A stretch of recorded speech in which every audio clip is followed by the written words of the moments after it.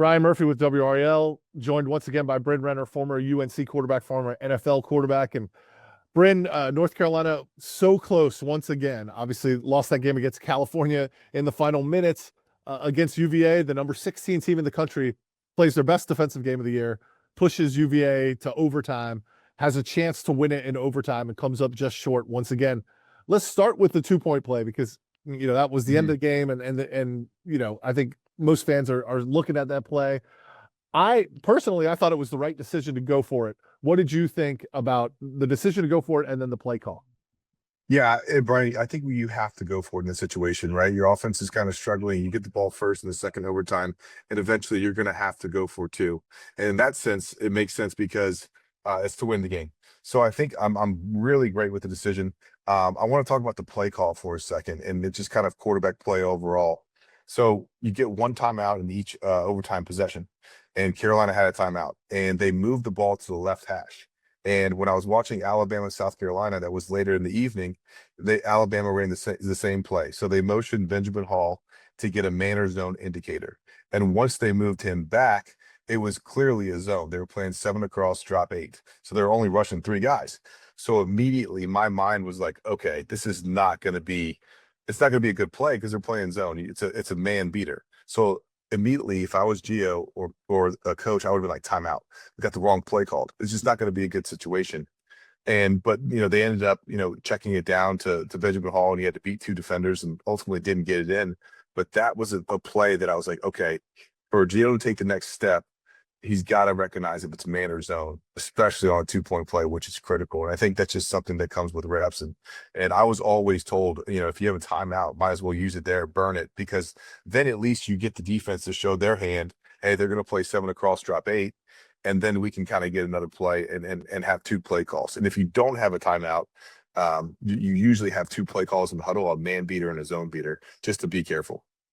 All right, I want to walk through this because you're the expert on this. So what's that play called? Give me some sort of sense of what that play might be called. Because it seems, if Carolina's running it and Alabama's running it, that seems like a play that maybe a lot of people have in their playbook.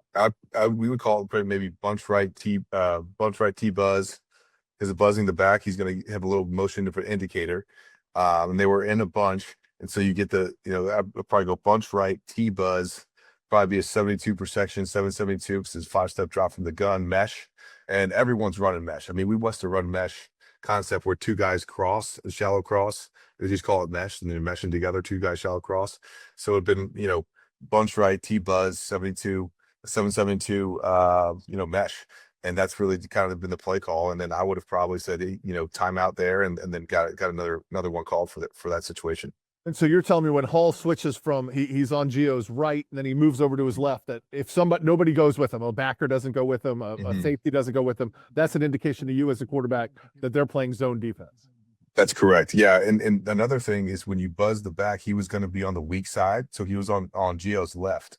And really what you're trying to do is run Hall all the way kind of flat down the line of scrimmage. And if you watch Alabama do it, the guy gets picked off by one of the mesh runners. So really it's like a picket fence pick play. So you're trying to have Hall over here and run everyone across and run him outside the back door.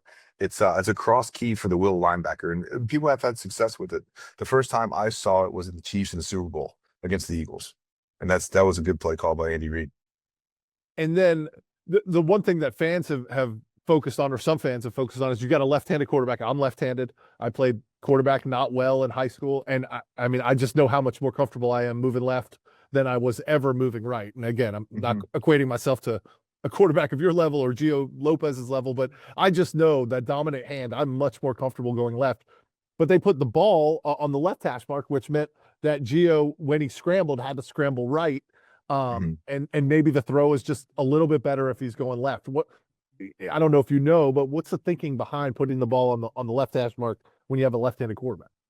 Yeah, that's kind of been always one of the things that as a quarterback I hated, was the ball being on the hash in general, because it really limits a quadrant of the field. Like it gets really tight, especially in college football, because there's not a lot of space. So I always liked the ball in the middle of the field because it kind of made everything even, and I could go either way.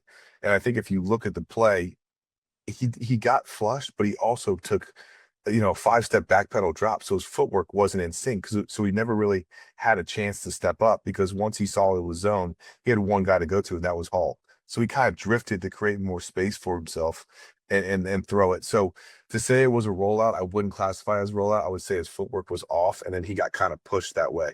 And just because he had to hold on to the ball. But to your point, I want to say that he threw 80% of his balls against UVA were to his left. And so he's really, I always said, you got to keep your front shoulder open in the pocket because he's not really seeing much of the field. And he's throwing everything to his left. And when he throws to his right, he's not seeing defenders. He threw the red zone interception that should have been picked off initially, hit the guy in the helmet and got picked off again. He didn't see the underneath defender. And that's because he has to, as a lefty, you have to whip your shoulder around and kind of make a whip movement throwing to your right, and you just lose sight of vision. So sometimes his front shoulder is closed off in the pocket, and that's why he's throwing with less accuracy to his right. And I would imagine two things on that. One, the Alabama play that we've referenced, Simpson backpedaled a lot too, but he stayed between the tackles. He was just backpedaling straight, which gave him a little bit of more options there. And then secondly, that point you made about going to the right, being able to throw to the right, I think is a great point. Is that something that UNC coaches are seeing? And I imagine it's also something that defensive coordinators are seeing. Yeah, I think, when I coach defensive backs at FIU, I made it a point to see, completion percentage of where and how many times right versus left. I think it's very noticeable as a defensive coach. You really break down the stats of where the quarterback's comfortable.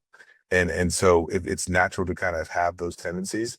And I think this is just something that you get with watching tape. And I'm sure, UNC is probably pointing it out as well and telling them, hey, look, you got to, fix this kind of situation. But it's also comfortability for a quarterback. Sometimes it's easier going to your arm side. Like I actually, prefer throwing to my opposite side. I don't know why. It was just always, I like throwing to my left, and throwing swing passes to my right was like my crutch. I mean, you probably saw me skip hop like 3 or 4 to Gio Bernard, and he would always get pissed at me. And I was like, look, man, I struggle with that throw. So it's something that every quarterback has. But right now we're looking at Gio only throwing to his left side, which is, pretty noticeable. So I definitely used to tell the DBs at FIU if a quarterback had a tendency that, it was probably coming your way. Let's expand just beyond that 2-point play and Gio's play. Bill Belichick said the number one problem for this team is red zone turnovers. They've got 5 turnovers inside the red zone. That doesn't even include the interception at the end of regulation, which was picked off at the 5. We're only talking about plays that started inside the red zone. I think that number is tied with Boston College for the most in the country. 2 of them really costly. I mean, they probably cost them the Cal game, likely cost them the Virginia game. Is there anything, some of it, you're stretching for the goal line, Kobe Paytor, that's tough to coach out. Some of it, Gio throwing the pick, when you've got a field goal and it's a 10-10 game and the points are at a premium, seems like something that could be coached out. When you see these mistakes, what can you do as a coach or as a player to kind of stop this? Yeah, I think you saw the tail of like the tape. You look at Cal, and I think it was probably addressed in the team meeting and probably in practice during ball security circuit. Don't stretch the ball out, protect the ball, especially going to the goal line. We don't want to, have any issues going to the goal line. And then the first possession, Kobe does it and the ball gets a touchback. So it's like, okay, now it's ingrained in every ball carrier's brain. Don't stretch the ball out. And then when you get to the Benjamin Hall play, if he does stretch the ball out, because it looked like he was in the process of doing it, and then something in his brain was like, I don't want to fumble. And he was just an inch short. So it's kind of, a microcosm of how many times has a kid been there? And I think that just goes back to, guys making plays that are inexperienced are going to hesitate just a little bit because they've never been in that situation to make a critical play. And it's just not a knock on who we have doing it. It's just kind of a fact. The more that you get an opportunity to go score, the more comfortable you're going to be. And if you look at Kobe, when he got down at the 1, he went high and tight and had the crossbar over the ball because it was ingrained in his brain. I don't want to fumble throughout the 1-yard line. We end up scoring. So it's one of those things where you just have to be in that situation, know where you are on the field, and kind of make those plays naturally. But it is hard to coach it out, especially when it's been overcoached. What happened to Leacock at the Cal game? I want to go. Let me go back to the 2-point play one more time. I don't know if you ever called plays, but given how well Carolina was running the ball, is there any option to handing that ball off? You've got two pretty big backs in June and Hall. Do you try? I know coaches really like to run some sort of option game at the goal line. You see that a lot in 2-point plays and goal line situations. Is there something else Carolina could have done in that situation, or are you okay with that play call? Yeah, Besides the man versus zone part of it, obviously. Yeah, and if you look at the overtime possession, they were in 21 personnel, which is 2 running backs and a tight end. They were heavy run. I mean, we ran it all the way to get down there and ran the RPO to get in, which was a run pass option. Gio made a nice throw, but I think in those situations, I like having 2 play calls, Brian. I like having a run play and a pass play.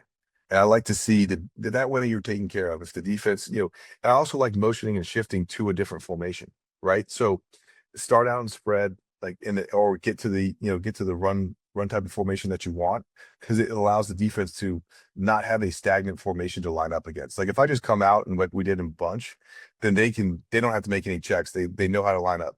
But if I motion or shift to it, then the kids have to make the adjustment. It's not the coaches. So I always wanted the kids to have to make an adjustment. Like if you ever watched Stanford with Harbaugh, they would shift twice in a play. And I was like, oh, wow, man, this is great, because now you have miscommunication. You might have a sub. You might have a guy who was injured, didn't play all game, and he wasn't at practice for the red zone period and didn't do the 2-point things. I always thought about those situations. All right, who can I pick on? And so if you motion or shift to a formation that you've been practicing for a while and the kids have natural instincts, I do like running the ball there. It's a yard, and I like running the ball off tackle there. I think if you run it off tackle, you eliminate kind of the big boys in between the center and the guards, and off tackles, outside edge of the guards, right leg, we used to say. So I like running it there. I think we had, Benjamin Hall had success. And then I like having a play action pass off of that, right? So if I'm under center, which I like being under center because you got the ball right away instead of the gun, so you didn't have to catch and look at it, you could have your pick of the litter. So your best pass play. So shift to your best run play. If they have the run play pretty much taken care of, you shift to your best play action and you go from there. But I don't dislike the call of mesh. I just dislike that we didn't use the timeout to call a better play versus man-to-man. Gotcha. Let's bigger picture this. We've obviously been talking very specifics, and I love it. That's awesome info. A bigger picture, you lose a game at the goal line against Cal. You take the number 16 team to overtime. I've said this in numerous places now, but it does feel like the players are getting better. That every single person you talk to, that talks about Bill Belichick says, I've learned more about football in these last 4 months than I ever knew, previous to this. So it does seem like some of that coaching wisdom is getting through to these players. They're certainly playing better, I think, particularly on defense. We can talk about that later. But big picture, do you see a team that's improving, and do you see a team that, I saw somebody talk about, you lose big, you lose close, you win close, and then you eventually win big. You see this team making that kind of progression? I do. I think the confidence is off the charts. And I think that it's credit to the kids. I'm really proud of the players that's sticking in this. And I think when you lose close games, it makes you more hungry to go win those games. I think you have 2 games coming up. Syracuse on a Friday night, that's a very winnable game if we do what we're capable of doing. And then Stanford at home. I think you could have a 2-game stretch, and then you head into your in-state conference, which is really Wake Forest State or Duke and State, and you have a chance and to be on a roll. And these kids have improved. The first half of playing UVA was really impressive. Gio had 173 yards in the first half. We missed a field goal before half. We fumble a ball at the 1. There's a 10-point swing. We could be up 20-10, and they got 3 points off of the turnover, off Kobe's fumble. So really, you could have got 20. You could be 20-10 at half. And so when kids start to see the success, especially also on the defensive side, I think our defensive line is playing lights out, and they have since they've stopped the run. Since the second half of TCU, they haven't given up a leading rusher in a very long time. So. And then getting sacks as well. They're getting pressure on the quarterback. So that was exciting to see. And you could see a little bit more life in the team. So I definitely think they're improving and they're about to hit stride. I don't want to get too far, ahead of it, but if you go 2-0 against Syracuse and Stanford, all of a sudden you need to go, 2-1 in those final 3 games, all against in-state opponents to get to a bowl game. And I don't think at the beginning of the year a bowl game was the goal, but certainly right now, Bill Belichick getting this team to a bowl game. That's 14 extra practices or whatever the case may be. This team needs to go to a bowl game in a lot of ways, Yeah, I think. absolutely. And I think that Yeah. would obviously turn down some of the chatter too around the country, everybody trolling them. You go to a bowl game, hey, they got it better as the year went on. I think it really sets you up for next year in a way that even if you go 5-7, doesn't set you up. Yeah, I completely agree. I think it's a positive move in the right direction, especially with how they started the season, and the kids are seeing strides. You get a little bit healthier, and you get a little bit of confidence in this team, and they start rolling. Let's talk a little bit about the defense before we finish. Obviously, the defensive line you just mentioned, really good pressure. They didn't even have to bring that many blitzes to get that pressure. The front four was getting the pressure on their own, and that allows you to protect some of your defensive backs, which I think has been a weakness, I think, of this team so far. What did you see as the expert here on what they're able to do defensively? Defensive line is playing with extreme effort, and I know you were at the interview with Bob Diaco, but I think he reflects how hard they're playing. I've always heard this. My dad told me this a long time ago. You're either coaching or allowing it to happen, and he is coaching those kids to have a ton of effort, and they're flying to the ball. I mean, they're really anchoring into that defense. I mean, look at Isaiah Johnson, number 94. I mean, they run outside stretch zone. He beats the nose across his face and makes a tackle for loss. Like, that kid is playing really, really hard, and it's infectious throughout the team. And when your defensive line plays well, your DBs get better, because that quarterback has a lot of pressure in his face. And you saw a really good quarterback in Chandler Morris that was completing 60% of his balls be a very average quarterback, because the D-line got pressure. And I think our DBs have gotten a lot better at playing man-to-man. And the more reps you play at man-to-man, the better you get. And I think man-to-man is really hard to see for a quarterback, because you have to be accurate. I mean, I honestly prefer zones, because people would sit down and, kind of not be around as much. But if you're playing man-to-man for 4 quarters, like, that's a long day. And those receivers get tired, and you saw it against UVA. Those guys had great technique. And yes, were there a couple questionable, pass interference calls? Yeah, that's going to happen. At least they're competitive catches for these guys to go make. So, as a whole, as a defense, I mean, I couldn't be more impressed with how they played on Saturday. That PI call on, like said, it was on 15. There was no 15 on the field. Everyone assumed it was on Marcus Allen. I still have not seen a good angle of the contact before the television camera sort of picks up, because obviously the time the ref was throwing that flag, it must have been earlier contact, but a very questionable call. Didn't end up costing Carolina, because they got the stop on 4th and goal at the goal line. But I thought Melkart, I'm not even going to try to pronounce his last name at this point, did a bit, was fantastic. And they were cycling those guys in and out. So they're playing, 6 to 8 defensive linemen, and they were all producing. CJ Mims had a couple big plays as well. So, and I thought the interception by Andrew Simpson was just a heck of a play. I mean, that's an NFL type play that he made as a backer, cheating out and picking off that pass underneath. Yeah, really good play by him, and he's played well all year. And you look at that turn of events was really something that I thought we didn't capitalize as an offense. And when you get the pick by Andrew Simpson, you get the ball at the +40, you've got to go get points there. And that's when Gio turns the ball over, and that's kind of been the microcosm of the season. Hey, look, defense stops them. Even the UCF game, I mean, they did the same thing, forced a fumble, he throws a pick, and it's not complimentary football. And that's really kind of, the turnovers are just killing us, especially offensively and sustaining drives. I think the defense is, anytime you hold a team to 10 points, number 16 team in the country, like 10 points for the entire game for 4 quarters, the offense has got to step up. And you got, I mean, it's very noticeable, but the quarterback play has to improve. And I think Gio knows that. And so I think it's going to be, we're going to see how he responds. And if he's got a chance on prime time on Friday to do that. That was one time where I wondered why Belichick didn't go to NFL mode, right? NFL mode there. Let's get 3 points. Our defense has played so well. We'll run something safe on 3rd down. We might not get the touchdown, but we'll get 3 points and we'll turn it back over to our defense. Like almost Belichick coaching those early days in New England, where it's like the defense is the strength of this team. We'll get 3 when we can get 3, and we'll just put the game in the hands of the defense as many times as we have to try to win this thing. Yeah, that's right. I was kind of confused as well. I know they ran an RPO, so it was like RPO, just a hitch route, and I think he probably should have handed it off, because at least you get yards there and you kick the field goal and you move on with life, because your defense is playing so well. Well, Bryn, anything else you want to add? Obviously, we talked a little bit about the schedule coming up. Syracuse has not been the same team since quarterback Steve Angeli got hurt. He's out for the season. They have not looked good since that injury happened. And then Stanford, one of the worst teams in the country, although they did beat Florida State, coming all the way across the country for homecoming. These are 2 games that I think if you're the Carolina program you feel like you've got to take care of business in. Yeah, absolutely. The next 2 weeks and even this week is just, you're focusing on this week. Syracuse is a critical opportunity for us, and to have some momentum to be like, okay, look, we've lost these close games, but I think it comes down to toughness too, Brian. Like, we got to have the guys in the locker room get a little bit more tougher. It's gotta piss you off a little bit. We've lost these last 2 games. And so you want to send a message that we're getting better, we're improving. We should have beat UVA, who's top 15 team. And then, we got a chance on Syracuse and Stanford at home to kind of get 2 victories and then head into Wake, Duke, and State.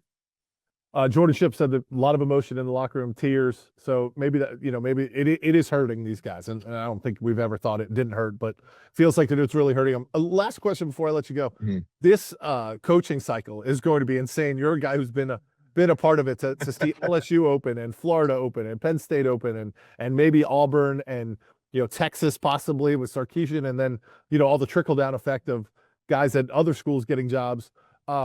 As a coach or as a player, you've been on both sides of it. Mm-hmm. What is this time of year like when coaches are getting fired all over the country? Man, I tell you, it brings me back. I was coaching quarterbacks at FIU with Butch Davis, and we were 1-8 at the time, and I was sleeping at the office, putting my resume together, and I was like, man, this is not a good feeling when you already know kind of your fate. It's really a wild time in college football, and I feel bad for the players. Your coach gets fired mid-season. It's really tough. I went through some coaching changes as well when I was there, but this is going to be the first, you see the influx of NIL. It's like, it's going to the NFL style. They're not going to give you, the entire year to figure it out. They're going to give you 3 years. And if you don't get it done, we're going to get somebody else. They don't care about the buyouts. And you're seeing that, all across the country. So it's a weird time. I mean, coaches getting fired mid-season when they had national championship aspirations. And I'm like, I saw, some stuff last night, and the reporters are outside looking at Brian Kelly getting in his car. And, if you would have told him 2 months ago, you're going to get fired, he'd probably tell you, heck no. So you're seeing the importance and pressure of the athletic department is coming under for winning now because of the investment that they're doing. One, they have $20 million salary to pay, for their players. And now it's becoming the people who are paying that money doesn't have ROI in their investment, but their ROI is in wins and showing people to games, and it's really kind of their business. So you're seeing the people who are investing the money getting irritated and making the athletic director make a decision. So that's where it's going to come down to. Now you're becoming sort of an owner when you're investing your money. So the ownership is telling you that guy's not fit to do the job. We're going to go pick the next guy. We don't care how much we have to pay. So it's going to be interesting, and you're going to see a lot more of this. I mean, with Franklin and Kelly, you're going to see a lot more of it because of the pressure of the money. Yeah, no patience. Patience just doesn't exist anymore. Exactly. He's Bryn Renner. I'm Brian Murphy. Thank you so much for watching and for listening to us on the WRAL's Triangle and 2 podcast. Check us out on YouTube as well. We'll see you next week. Carolina at Syracuse. See if the Tar Heels can get that breakthrough for that first ACC win. Thanks a lot.